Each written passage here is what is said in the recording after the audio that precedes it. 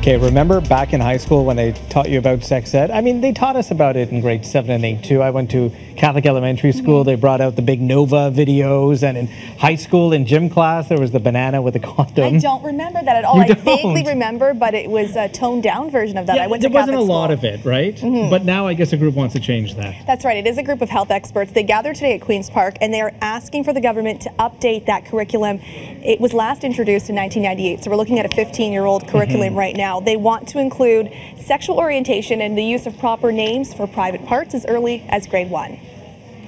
This isn't about some big, scary moral issues. It's about learning to call a penis when you're in grade 1.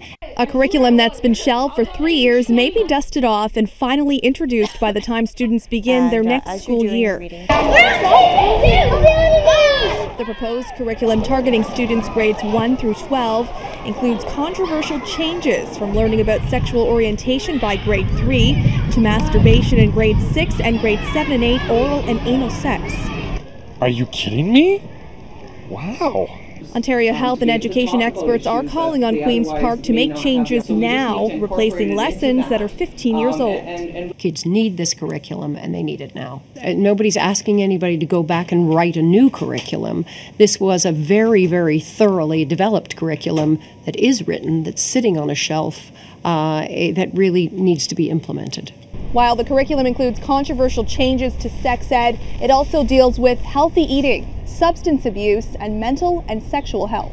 I think kids, they need to be educated. I think they do need to be educated, and if you teach them early enough and it comes from your mouths or the teacher's mouths, then they'll learn it properly. They won't learn hearsay. Do you think it should come from the parent, perhaps? Well, I don't know.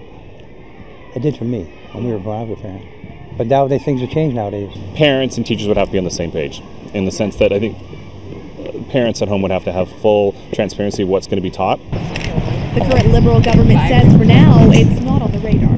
Given that school boards do go into rather a hiatus in the next few weeks, realistically the consultation is not going to happen before the end of the school year.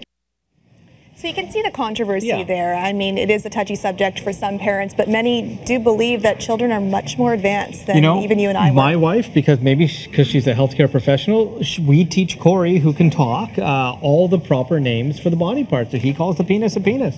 So it's part of his anatomy. It is, and the armpit's an auxiliary, if you didn't know. Yeah, she's very detailed. Well, that is quite detailed.